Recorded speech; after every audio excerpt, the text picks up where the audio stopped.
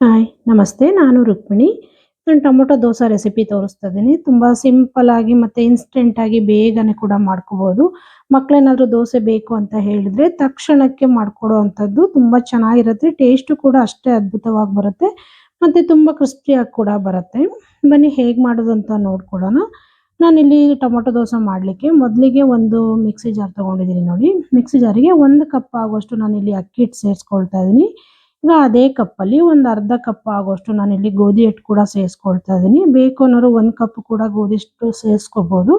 ಜೊತೆಗೆ ಒಂದು ಅರ್ಧ ಕಪ್ ಆಗೋಷ್ಟು ಕಡಲೆ ಹಿಟ್ಟು, ಆಮೇಲೆ ಒಂದು ಅರ್ಧ ಕಪ್ಪು ಮೊಸರು, ಆಮೇಲೆ ಮೀಡಿಯಮ್ ಸೈಜು 3ರಿಂದ ಒಂದು 4 ಟೊಮೊಟೊ ಹಣ್ಣನ್ನ ತುಂಬ ಹಣ್ಣಾಗಿರೋವಂಥದ್ದನ್ನ ನಾನು ಕಟ್ ಮಾಡಿ ಸೇರಿಸ್ಕೊಳ್ತಾ ಇದ್ದೀನಿ.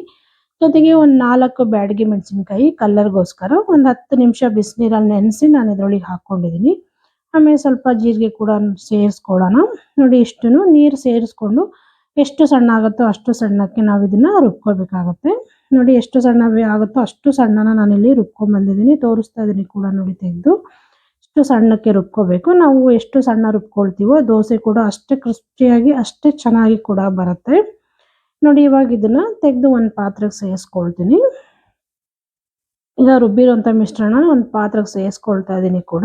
ಸೇರಿಸ್ಕೊಂಡು ಸ್ವಲ್ಪ ನೀರು ಸೇರಿಸಿ ಜಾರೊಳಗೆ ಇನ್ನೊಂದು ಸ್ವಲ್ಪ ಅದನ್ನು ಮಿಕ್ಸ್ ಮಾಡಿಕೊಂಡು ನಾನು ಸೇರಿಸ್ಕೊಳ್ತಾ ಇದ್ದೀನಿ ನೀರನ್ನು ಇದ್ರ ಜೊತೆಗೆ.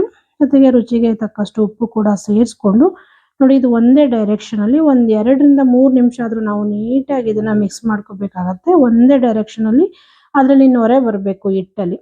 ಅಲ್ಲಿವರೆಗೂ ನಾವು ಚೆನ್ನಾಗಿ ಮಿಕ್ಸ್ ಮಾಡ್ಕೋಬೇಕಾಗತ್ತೆ.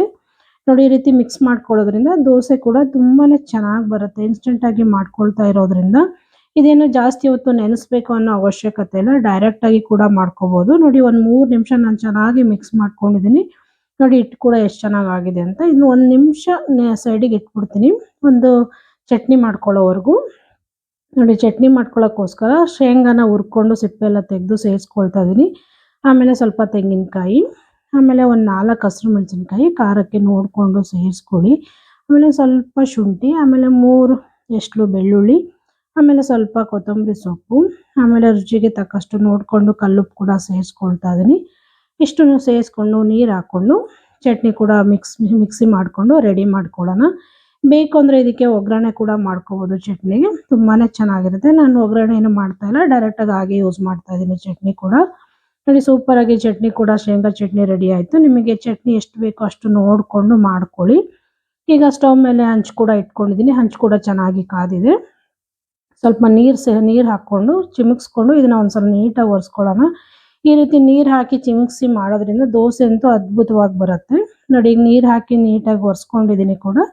ಇವಾಗ 1 ಸ್ಪೂನ್ ಹಿಟ್ಟು ತೊಗೊಂಡು ಹಂಚ ಮೇಲೆ ನಮ್ಗೆ ಎಷ್ಟು ಅಗಲ ಬೇಕೋ ಅಷ್ಟು ಅಗಲ ನೋಡಿ ನೀಟಾಗಿ ನಿಧಾನವಾಗಿ ಈ ರೀತಿ ಸ್ಪ್ರೆಡ್ ಮಾಡ್ಕೋಬೇಕಾಗತ್ತೆ.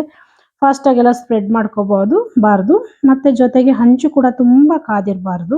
ಹಾಗಾಗಿ ನೀರು ಹಾಕ್ಕೊಂಡು ನಾವು ಒರೆಸ್ಕೊಂಡು ನಾವು ಹಾಕ್ಕೋಬೇಕಾಗತ್ತೆ.